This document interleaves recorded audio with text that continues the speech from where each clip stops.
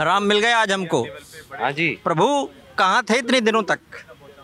अभी देखा आपने, कोरोना वोरोना सब निपट गया है, अब आपका पदार्पण हुआ है।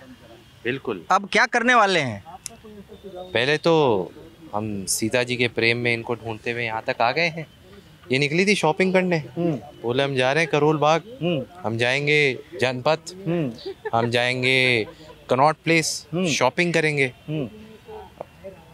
डेबिट कार्ड तो ले गई, लॉकडाउन की वजह से हुआ नहीं ना शॉपिंग। हाँ, लेकिन डेबिट कार्ड 2 साल से शॉपिंग हुई नहीं है उस तरीके से जो करना था हम लेडीज का, तो वो शॉपिंग ही नहीं हो पाई वो है। सब ठीक है, लेकिन डेबिट कार्ड ले जाने से पहले एक बार प्रभु को इन्फॉर्म तो कीजिए। अरे प्रभु, आपका सब कुछ मेरा है। वहाँ हनुमान जी अशोक वाटिका उठा के लिया है, अब वो वानरों की पेमेंट करनी है, कैसे करूँगा? क्रेडिट कार्ड के बारे में अच्छा एक बात बताइए, हाँ। श्री राम जी हमारे साथ हैं जी। इनसे जरा पूछते हैं, अयोध्या का मंदिर बन रहा है, उधर लंका की हालत पतली हो रही है। अब लंका की तो सच बताऊं, लंका की लंका लगी है, लगी हुई है लंका, और हम पूरी मदद भेज रहे हैं। देखिए प्रभु श्री राम सबके साथ, प्रभु श्री राम, माता सीता, हम सब के साथ एक आप तरीके। तो माता मत बोलिए, पर इनके लिए माता, हमारे लिए तो सीते हैं ये। तो मैं और सीते हर किसी के लिए समान है। लंका भी हम पूरी मदद भिजवा रहे हैं। हमने कुछ कितनी 1 करोड़ अशरफियाँ तो भिजवा दी हैं, बाकी हम यूपीआई से मुद्राएं हाँ, उस समय मुद्राएं आप, हाँ अशरफियाँ तो सॉरी मैं अलग टाइम जोन डिफरेंट है, मल्टीवर्स हमारा संस्कृति ऐसा है कि हम सब जहाँ पे भी जो भी दुर्गति में होते हैं, हम सबको मदद करते हैं, मदद की हाथ जरूर बढ़ाते हैं। इसलिए यूपीआई पेमेंट कर दिए, आपके पास पहुँच जाएगी। अच्छा, दूसरा, कुछ लोग तो प्रभु श्री राम के चरित्र को काल्पनिक बताते हैं, मिथ बताते हैं जी। आप लोग वैसे क्या सोचते हैं, कलाकार के रूप में भी और प्रभु श्री राम के गेटअप के रूप में भी? अरे आप मिथ समझिए, आप कुछ भी समझिए, लेकिन इंस्पायर होइए। किसी के लिए रियलिटी, दूसरे के लिए कहानी होती है, ये एक फैक्ट है।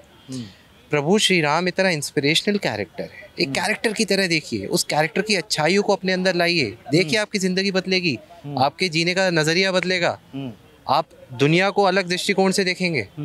प्रभु श्री राम बहुत ही सरल, बहुत ही अच्छे मन के, कभी भी उनने भेदभाव नहीं किया, चाहे बुरा इंसान हो चाहे अच्छा, सबके साथ एक स्थिर, और स्थिर बुद्धि रहने से हर मुश्किल का सल्यूशन ज़रूर निकलता है। और मैं ये यंगस्टर्स को कहना चाहता हूँ कि स्थिर बुद्धि रखिए, ये शॉर्ट टेम्पर्ड या कबीर सिंह बन के कोई फ़ायदा नहीं है।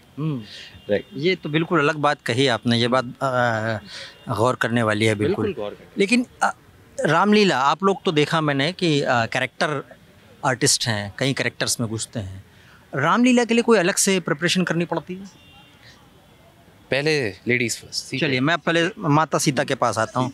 माता सीता, अयोध्या में मंदिर बन रहा है, उधर लंका की लंका लगी हुई है, इसमें क्या बोलूँ मैं, जो भी है हमारे लिए हमेशा, सबके लिए, जिनके अंदर बुराई है उनके लिए भी हमारे लिए प्रेम है, और जिनके अंदर अच्छाई है सबके लिए प्रेम है हमारे अंदर। तो हमारी जो सतयुग की जो ये स्टोरी है, राम एंड सीता, जो या वो टाइम से, सॉरी त्रेता युग की, मैंने गलत बोला, त्रेता युग से कलयुग तक, अभी तक हम राम जी को पूज रहे हैं। मतलब ये विश्वास जो है ये क्यों है, आप बताओ?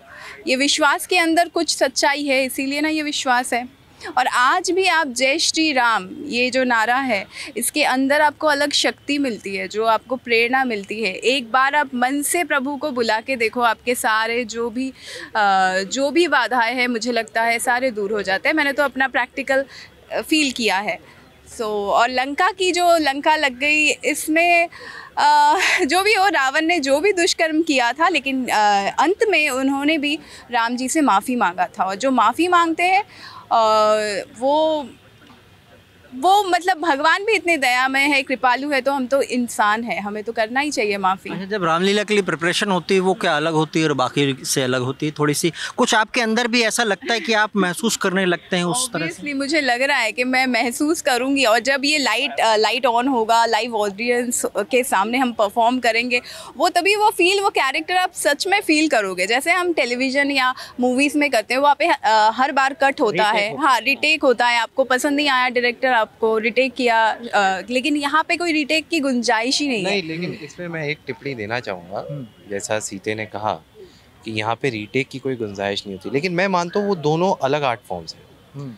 सी, camera acting is a director's medium, theatre is an actor's medium. Yes, वो बहुत ही दोनों में, टेक्निकल है और ये आर्टिस्टिक है, ये ज़्यादा आर्टिस्टिक है। यहाँ हमें बॉडी लैंग्वेज पे काम करना पड़ता है। जैसे आपने अभी सवाल पूछा था, सीते से भी पूछा, आपने मुझसे भी पूछा, आपको क्या लगता है कौन सा डिफिकल्ट है मेरे लिए एज एन एक्टर? देखिए, अच्छे एक्टर के लिए तो डिफिकल्ट देखिए, कुछ नहीं है, बट स्टिल नहीं, आपको क्या लगता है? अगर तैयारी हो तो कुछ भी मुश्किल नहीं है इस दुनिया में। नहीं, सही बात है, तैयारी होना ज़रूरी है। लेकिन दोनों का एक्टिंग तैयारी हो तो Difference है। बंदरों को इकट्ठा करके पुल बना के उधर चढ़ाई कर देने का। और अटैक भी कर सकते हैं। हाँ। हाँ, सब कुछ हो सकता है, तैयारी ज़रूरी है। सीता माता धैर्य, सहनशीलता और पतिव्रत धर्म, जो लॉयल्टी आजकल मतलब लॉयल इंसान ज़रूर है, हर युग में रहेगा, लेकिन फिर भी जो वो लॉयल्टी है, जो पतिव्रत धर्म का उन्होंने पालन किया, रावण ने उनको उठा के लेके गए, फिर भी वो वहाँ पे राम जी के लिए वेट किया, मतलब उनके अंदर वो विश्वास था, तो विश्वास की जीत हुई अंत में। तो ये सारे क्वालिटी है जो मतलब सीता माता एक्चुअल वो भगवान है, तो इसलिए वो भगवान है क्योंकि वो इंसान के ऊपर उनके गुण हैं। तो हम भी आपको श्री राम के चरित्र में कौन से गुण अच्छे लगते हैं? जैसा कि मैंने कहा, शालीनता, स्थिरता, जो एक मनुष्य में होना बहुत ज़रूरी है। आज आप शालीन नहीं है, आप में अभिमान आ गया तो आप रावण है। पत्नी प्रेम भी, लेकिन देखो भाई प्रेम भी, भाई प्रेम, प्रजा प्रेम है, लेकिन देखिए ये निजी हो गया।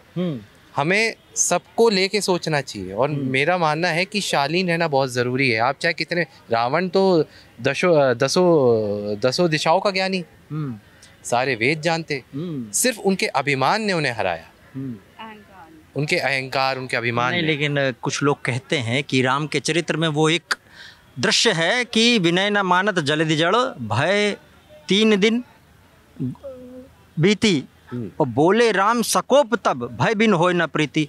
एक वक्त रौद्र रूप में आ गए स्थिरता के बावजूद भी, तो समुद्र को सुखाने के लिए खड़े हो गए। कुछ लोग उसकी आलोचना करते हैं। जी करते हैं, लेकिन उस समय प्रभु श्री राम के, उनकी सोच में बहुत सारे प्रश्न थे।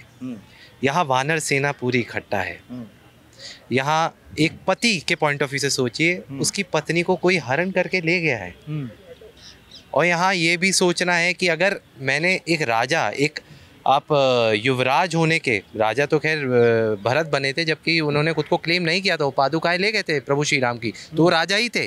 उनके दिमाग में ये भी था कि अगर मैंने एक सही टाइम पे एक्ट नहीं किया तो ये पूरे विश्व में बात फैल जाएगी कि सूर्यवंशियों में इतना साहस नहीं है कि जाके वो रावण को कर पाए। तो अगर वो क्रोधित हुए थे तो वहाँ पे बहुत सारी चीज़ें थी, बहुत सारे एंगल्स थे। तो सिर्फ ये नहीं कहना है, मैं वही कहूँगा कि प्रभु श्री राम बहुत ही शालीन और बहुत ही स्थिर बुद्धि से सोचने वाले व्यक्ति थे, और हमें भी उसी चीज़ से इंस्पायर होना चाहिए। आखिरी प्रश्न, जी, नई पीढ़ी को क्या संदेश? नई पीढ़ी को यही संदेश है कि राम लीला है या फिर रामायण है, हमारी जो नई पीढ़ी, मैं मेरे भतीजे के बारे में भी बोलूँगी, वो 7 साल का है, लेकिन हाँ वो जानता है, क्योंकि घर में वो संस्कार आपको मिलनी चाहिए कि रामायण में एक्चुअली जो जीवन का हर एक सीख है वो आपको मिलेगा। जो प्रेम है, मतलब अभी जो हमारे अंदर इतना नफ़रत ये चीज़ पैदा हो रहा है, तो आपको फैमिली के लिए जो प्यार जहाँ पे हम देखते हैं, मतलब एग्जाम्पल सेट किया है त्रेता युग में जो रामायण का है, तो ये स्टोरी सबको जानना चाहिए। और रामलीला के माध्यम से हम इतने लोगों तक पहुँचाएंगे, या फिर कहीं पे भी टेलीविज़न में रामायण हो रही है, मतलब आपको आपका वो मीडियम बन रहा है, आप पहुँच रहा है, एक सीख पहुँच रही है। तो ये आपके हिसाब से नई पीढ़ी को संदेश, आखिरी प्रश्न। देखिए, चाहे कितने भी मॉडर्न हो जाइए, संस्कार कभी ना भूलिए, चाहे रामायण हो चाहे महाभारत हो,